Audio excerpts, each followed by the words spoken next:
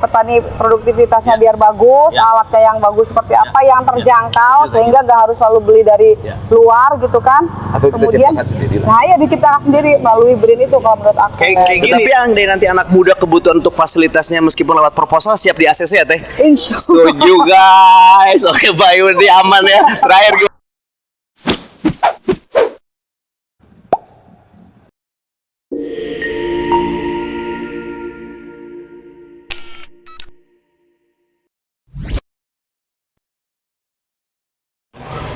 Hai terus friend, gue Banyu di acara Tani Merdeka. Tadi udah acara panen raya, terus gue ngerasa terhormat juga karena bisa jadi MC di acara panen raya Tani Merdeka. Tani Merdeka, jaya jaya jaya, petani sejahtera. Tani Merdeka, jaya jaya jaya, petani sejahtera. MC sejahtera banget ya. Karena kalau petaninya sejahtera, menurut gue pun sebagai MC kebawa sejahtera. Karena eventnya jadi banyak. Oke guys, hari ini kita kenapa harus bawa guys sih sebenarnya? Enggak, gue pengen karena tadi seperti yang dibilang Pak Danu ya kan, Pak Yudi juga sebagai ketua umumnya dari Tani Merdeka bilang bagaimana akhirnya supaya anak milenial Gen Z, anak muda itu melek banget sama yang namanya pertanian. Kalau politik itu sudah bisa lo lihat gimana caleg-caleg sekarang milenial tuh tersebarkan di seluruh Indonesia. Nah, bagaimana petani supaya jadi anak muda yang benar-benar melek sama pertanian ya. Siap. Nah, Pak Haji, kita berbicara tentang bagaimana next generation-nya pertanian buat Indonesia, khususnya buat anak muda. Peluang terbesarnya seperti apa buat Pak Haji mengembangkan pertanian ke wilayah anak muda dengan konsep digital? Oke, siap. Tani Merdeka ini organisasi kan? Organisasi profesional, khusus ini di bidang pertanian. Ya, kita ketahui bahwa kondisi pertanian ini sudah banyak ditinggal. Ya, kalaupun yang ada sekarang ini kan orang tua saja. Orang tua. Banyak yang tua kan? banget belum sih ya? Belum. Ya. Kalau saya sudah tua. Tapi jiwanya tuh nggak pernah tua kalau Pak Judanu. Oke. Jadi saya sudah muda kan ya alhamdulillah saya bersama dengan Kang Yudi ya, kemudian juga ada Bang Roma Tegina ya, hari ini alhamdulillah ini bisa silaturahmi dengan Mas Banyu kan, alhamdulillah ya, sama Bang Ade juga. Ya, intinya kami ini silaturahmi, kemudian kita punya pemikiran bahwa di Tani Merdeka ini harus maju khususnya di bidang pertanian. Dan bukan hanya saja ini kepada kita bercocok tanam, tapi kita akan kembangkan juga bagaimana agar dari pertanian ini ada hilirisasi, termasuk juga bagaimana kita berupaya membuka mindset ya kepada seluruh rekan ini benar-benar bisa juga berkembang itu di bidang pemasaran. Ya. Kang Mas Banyu begini ya, kita kadang tidak sadar kebutuhan kita setiap hari sama. Kita perlu beras, perlu sayuran, ya, perlu juga ini buah-buahan. Nah, yang tergabung di Tani Merdeka ini potensi. Yang hari ini masih kebingungan dalam pasar. Saya sudah sentuh kepada rekan-rekan. Yuk kita sama-sama bergabung Tani Merdeka agar produk-produk kita itu ya kita yang memasarkan. Karena kita kebutuhan sama. Jadi jangan hanya kita berorganisasi gagah, kita pakai baju, kemudian berlogo, bukan di situ. Gitu. Jadi goals-nya itu, Mas Friend, dengan potensial yang sangat besar khususnya di Karawang. Nah, tinggal bagaimana cara nge-marketnya ya Pak Haji ya, supaya para petani tadi tujuannya adalah sejahtera. Asik kan? Makanya dengan next generation-nya anak muda bisa melek pertanian, otomatis preparation-nya buat ke depan tani Indonesia akan lebih maju ya Pak Haji ya. Terus caranya sekarang buat bisa anak muda ngajak gabung gimana nih? Apalagi nanti kita udah deklarasi kalau Teh Gina sebagai calon wakil bupati yang masih milenial akan support tentunya buat kegiatan anak muda. Gimana Pak Haji? Di Tani Merdeka ini kita sudah punya program. Kemarin kita khusus dari Jawa Tengah ini sudah kita kirim. Ada 35 orang. Yang kita kirim ke Atambua itu untuk berlatih di bidang pertanian. Dan khusus Jawa Barat setelah deklarasi nanti kita pun akan sama. Hanya kita akan arahkan kalau ke Atambua kita jauh, di Jawa Barat ini potensi itu di Lembang. Itu di Balai Besar Pembenihan. Penelitiannya ya. Di situ. Jadi nanti kita akan fokuskan nanti di Lembang. Kita akan rekrut dari rekan-rekan Petani Merdeka, kemudian kita juga potensi ini anak-anak muda yang mau ini untuk bergabung di bidang pertanian. Insya Allah kita akan lakukan seperti itu. Jadi nanti pelatihan di bidang pertanian. Karena saya sudah berpikir itu 10-12 tahun yang lalu, karena pemerintah ini sepertinya mengecilkan ke bidang pertanian. Suatu saat 10-12 tahun yang akan datang ini akan kembali lagi ke basic pertanian.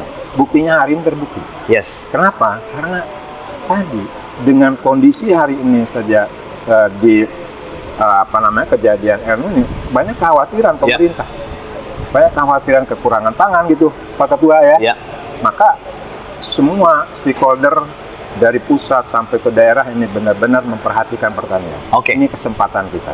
Dan insya Allah di Tani Merdeka kita akan berusaha, berupaya agar masyarakat sadar. Ya, pangan yang harus tersedia bukan dari luar, tapi dari kita sendiri seperti itu. Nah, itu dia. Jadi nggak ada impor-impor ya. Kalau bisa ekspor Pak Haji ya. Harus swasembada, swasembada beras, swasembada pangannya ya ditingkatin ya. Teknologi pertanian itu adalah untuk menarik investor. Nah, setuju. Ini. Inovasi teknologi pertanian. Kalau dulu kan banyak siapa pakai traktor, orang pakai traktor. Orang muda itu kalau selfie sekarang terbawa kan malu. Nggak Instagramable. Traktor yang rodanya 4 mau dia pakai kacamata. Iya benar. Tetap stylish ya. Terus ketika kita semprot pakai apa? Ya pestisida gitu. Itu kan gitu. Tapi ini pakai drone. Pakai drone.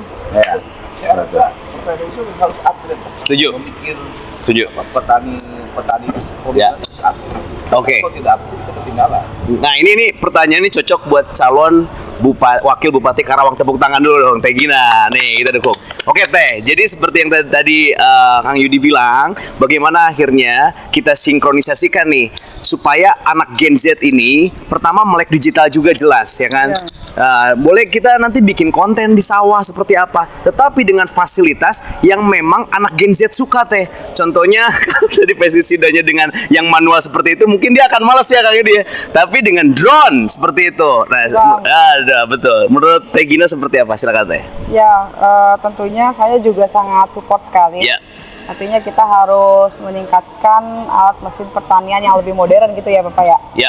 Jadi setiap saya keliling gitu ketemu sama anak-anak muda, mereka kan pinginnya Teh Gina saya mau kerja di pabrik, ya di industri gitu kan. Mindsetnya udah ke situ ya Teh ya? Udah ke sana gitu, lulus kuliah pokoknya kerja di pabrik. Tapi kan pabrik kita pun juga terbatas. Sedangkan yang mau melamar pekerjaan itu kan luar biasa banyak kan.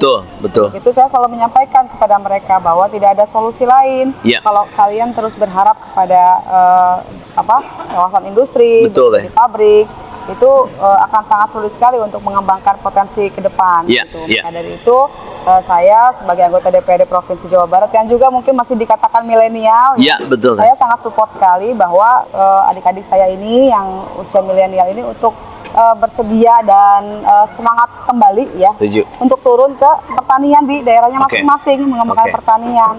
Nah, yang jadi salah satu kendala bagi mereka dan kekhawatiran bagi mereka adalah kita ini bakal disupport apa sih sama pemerintah gitu. Karena saya ngelihat orang tua saya itu capek-capek di sawah panas-panasan, belum lagi kalau pupuk langka, kemudian hamanya menyerang, gagal panen dan lain sebagainya gitu. Jadi pengalaman-pengalaman yang dirasakan dan yang mereka lihat langsung dari orang tua mereka itu yang membuat mereka jadi enggan untuk turun kembali ke pesawahan. Makanya semoga nanti dengan dilantiknya Presiden baru kita Pak Prabowo ya, dan juga disupport dengan Tani Merdeka. Dan beliau concern banget dengan pertanian ya Teh Gina ya. Lahirnya Partai Gerindra ini salah satunya adalah dorongan dari para petani dan nelayan. Makanya dari HKTI. Jadi kita tidak akan bisa terlepas dari dukungan para petani, sekaligus juga kita akan memberikan program-program kebijakan-kebijakan yang pro terhadap para petani kita. Makanya ke depan kita support supaya alat mesin pertaniannya lebih modern lagi. Seperti di negara-negara tetangga yang lain. Tadi ya, kalau misalkan pupuk kayak disebar seperti itu aja kan capek ya Pak ya. Gitu ya. Artinya nyangkul. Kalau pakai tenaga orang, nyangkul itu mungkin dalam beberapa hektar dia nggak akan kecapai. Kalau pakai multivar. Jadi ini memang industrialisasi pertanian dengan alat pertanian yang tinggi sehingga menyedot para minat anak muda untuk bisa pandai menggunakan alat tersebut. Berinovasi ya. Berinovasi. Salah satunya adalah teknologi pertanian. Untuk menarik genjet masuk ke pertanian adalah inovasi teknologi pertanian. Dan ini harus menjadi catatan penting buat pemerintah pusat untuk mengadakan barang-barang tersebut supaya bisa diaplikasikan di setiap kabupaten kota. Itu otomatis akan mendorong produktivitas pertanian. Ketika alat pertanian itu maju dan canggih, dan tidak akan banyak karena keterbatasan yang namanya buruh tani. Sekarang buruh tani susah. Betul. Susah buruh tani. Ada juga mahal. Tapi kan namanya kekuatan tenaga orang sama tenaga mesin terbatas ya. Terbatas. Jadi itu pencapaiannya lebih lama kalau menggunakan buruh tani. Tapi kalau pakai teknologi pertanian ini bisa cepat. Dan bisa mengupgrade dunia pertanian kita. Ini mau nggak mau Indonesia harus melakukan eksekusi pilihan untuk mengupgrade teknologi pertanian. Karena luasnya kita menang di sumber daya alam, di potensi alam kita menang. Betul. Kita menang dibandingkan dengan Arab Saudi. Arab Saudi di Taif itu masih ada lahan pertanian walaupun dia kering kerontang kan. Nah, dia maju kan pertanian di Arab Saudi yang suhunya juga berapa derajat. Jangan di Saudi, di NTB aja kemarin kita pelatihan di NTT.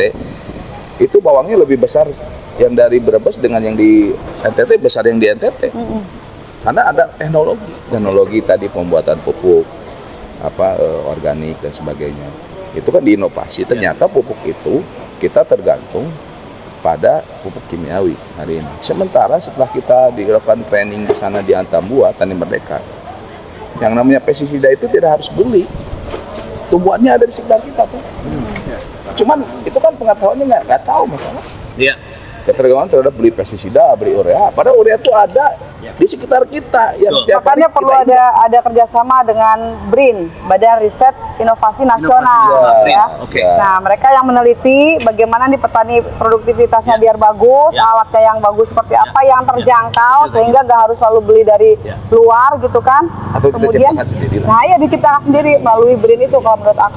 Kayak gini, Trust Friend, Pak Yudi. Kayak misalkan anak muda sekarang tuh kan seneng yang out of the box gitu, yang benar-benar beda, yang akhirnya munculin kreativitas dia berinovasi, tapi tetap dalam on the rules ya.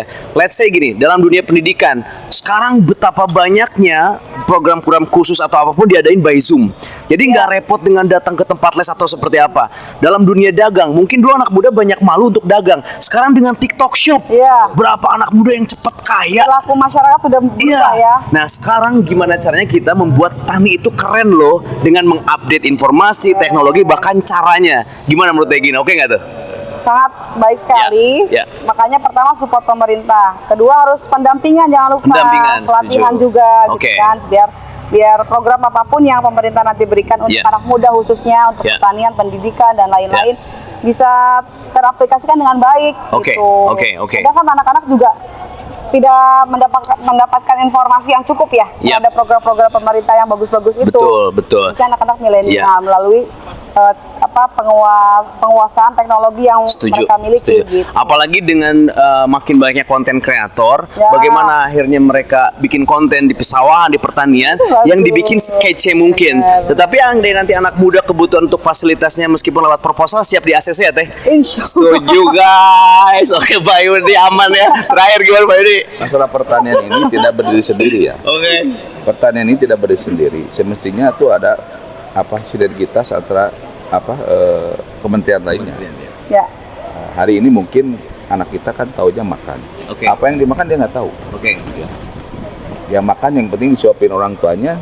Bagaimana cara tanamnya nggak tahu. Mager. Jadi malah makan saja. Sebetulnya ada sinergitas antara Kementerian Pertanian, Kementerian Pendidikan. Bagaimana mengedukasi anak kecil kita dari mulai TK, PAUD untuk belajar terjun ke ladang. Jangan malu-malu. Setuju. Karena saya tadi kalau berbicara posting pemasaran boleh, untuk dunia penelitian, tapi tetap saja kalau nanam padi itu nggak bisa di TikTok. Tetap harus di lahan. Memang real kan. Itu yang jangan gengsi, Nah, jadi menurut saya itu, saya berharap pemerintahan ke depan setelah pelantikan Pak Prabowo ini ada sinergitas antara Kementerian Pendidikan, Kementerian Pertanian, semua leading sektor ini bergabung. Oke. Agar saya menancapkan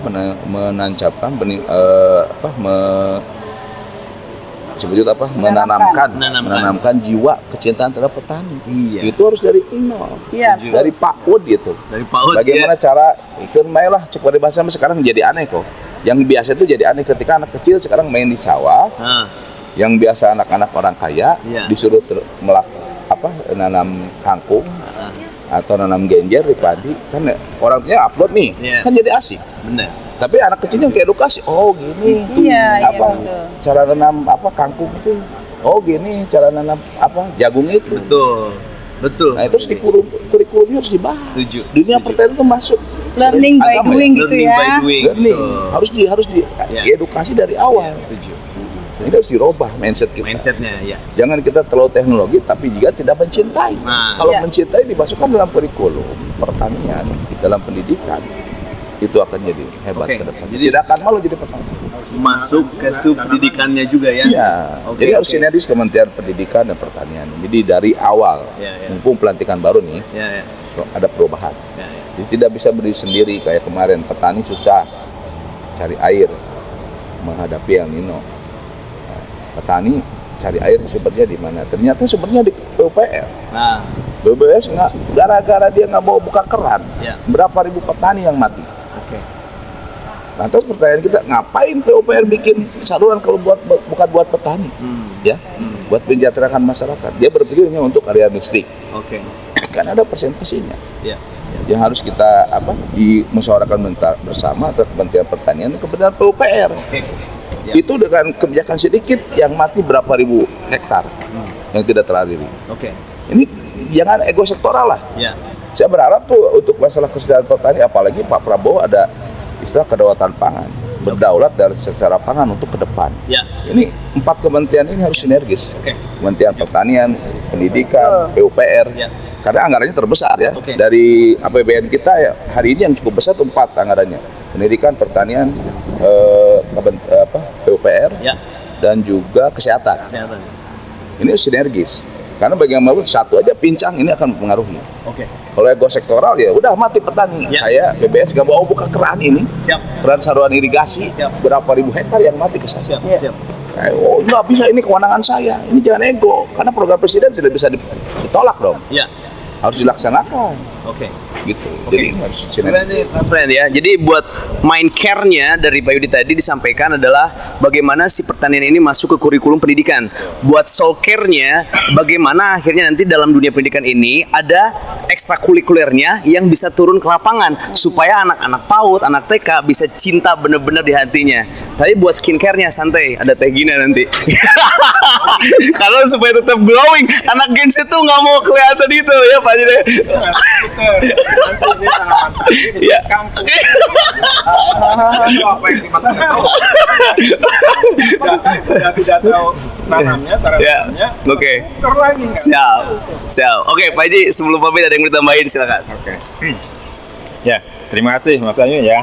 Teh Gina, menghormat. Jadi intinya, insya Allah lah kami akan masuk di ranah yang memang hari ini kita mengikuti ya, mode lah atau zamannya hari ini ya. Jadi kalau Pak Yudi tadi, petani itu ya akan tertarik dengan teknologi ya. Nah, nanam saja sekarang sudah bisa pakai alat. Tidak harus nandur satu-satu. Sekarang sudah ada alat. Kemudian akan coba kita gali potensi itu. Mempercepat informasinya enak ya. Betul, Mas Banyu ya. Walaupun ya saya bisa apa juga dari cucu saya, Pak. Santai Pak, ada Trasti Media. Ya, Trasti Media belajar ya. Kan itu. Insya Allah. Mungkin itu Mas Banyu, Insya Allah kami akan tetap berusaha secara penuh dan saya yakin Teh Gina sebagai salah satu nanti yang akan menjadi pemimpin Kabupaten Karawang. Di pemikiran Teh Gina ya, walaupun sekarang ini belum tersampaikan, pengangguran di Kabupaten Karawang ada 109.000. Insya Allah Teh Gina akan menyiapkan lapangan pekerjaan di periode berikutnya ini 500.000. Insya Allah. Kita hitung ya, kita hitung 309 desa kelurahan ya, itu akan terprogramkan. Ya, akan terprogramkan. Jadi tadi kata Teh Gina, mencari pekerjaan, jangan terus di kawasan industri kan begitu. Ini harus kita meluaskan ya. Kan di situ ya. Kita luas. Nah, itu luar biasa. Saya bangga betul ya dengan visi misi beliau. Kemudian juga nanti titip dari produk-produk itu ya pemerintah ke depan ini harus jadi pasar juga. Jangan ditinggalkan di situ. Karena salah satunya yang sekarang kenapa petani itu bingung ya, kemudian tidak mau, karena kadang-kadang harganya rendah, susah memasarkan. Dengan beliau itu sudah saya yakin. Visi misi beliau salah satunya nanti pemerintah daerah akan menjadi market. Ya, akan jadi market. Bingung mereka ya memasarkannya, tapi nanti dengan kepemimpinan beliau insya Allah ini akan jadi solusi. Petani akan sejahtera, kan itu UMKM juga akan berkembang. Nah di situ ya memasarkan insya Allah, manakala kita punya niat yang baik akan terbuka gitu.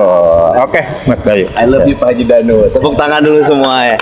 Oke Transfriend, mau update bagaimana more activity dari Tani Merdeka hanya di Trust 3 Media. Mau update program-program terbaru dari Teh Gina, calon pemimpin Karawang, hanya di Trust 3 Media. See you, bye.